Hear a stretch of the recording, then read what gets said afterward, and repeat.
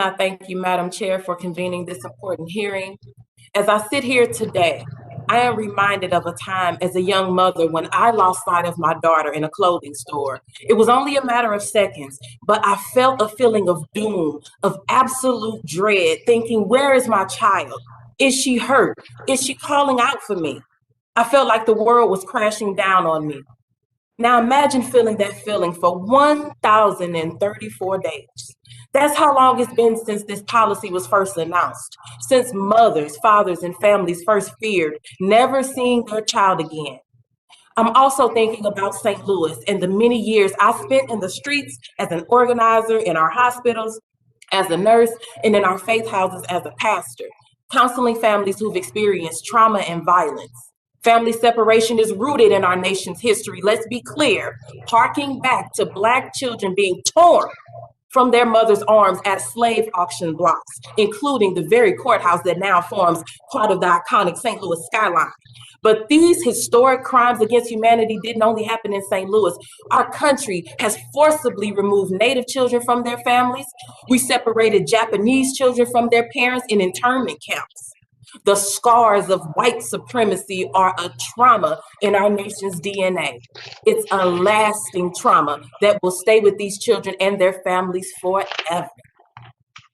Mr. Horowitz, your investigation revealed that former Attorney General Jeff Sessions was a driving force of the zero tolerance policy. And though Stephen Miller is not named in your report, let us not forget that he played a central role in designing and carrying out this policy. White supremacy is a disease that turns cruel and hateful ideas into cruel and hateful policies that affect people.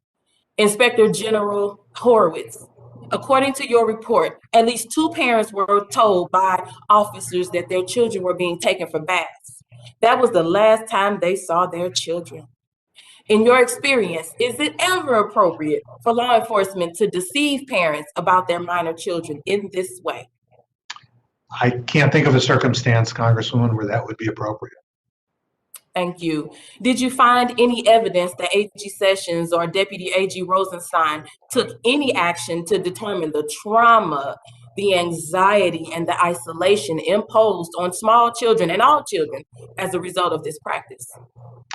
Our concern was that there wasn't a sufficient effort to try and understand how this would happen and how it would impact the ability to reunify later, and the mistaken understanding that could have been learned that simply couldn't happen promptly in order to ensure reunification in a timely manner.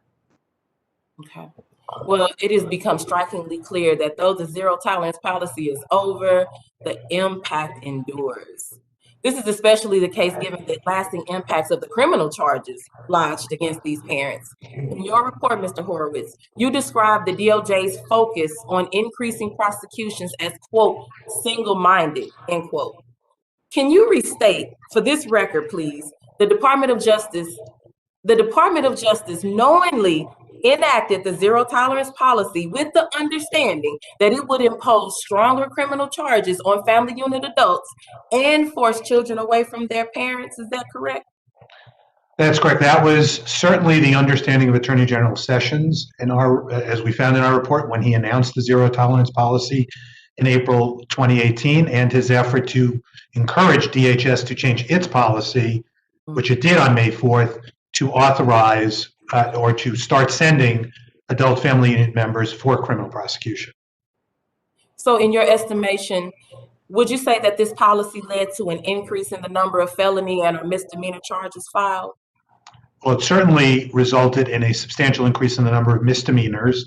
I believe it also resulted in a significant increase in the number of felonies, but I'd have to follow up on that. Mr. Horowitz, who would have the answers to these questions? Well, we can certainly get you the figures, Congresswoman, from here at the department on the increase in prosecutions. I just don't have them right in front of me. Thank you. I can never know the hurt, the heartache, of spending months and years without knowing if my child was in danger, hurt, or sick. But I do know almost any parent would do anything that they can to see their child again. It's essential that we reunite these families together. I strongly believe that we must remove the threat of criminalization and provide families with full amnesty and clear their records. This is the absolute least we can do. Thank you, and I yield back.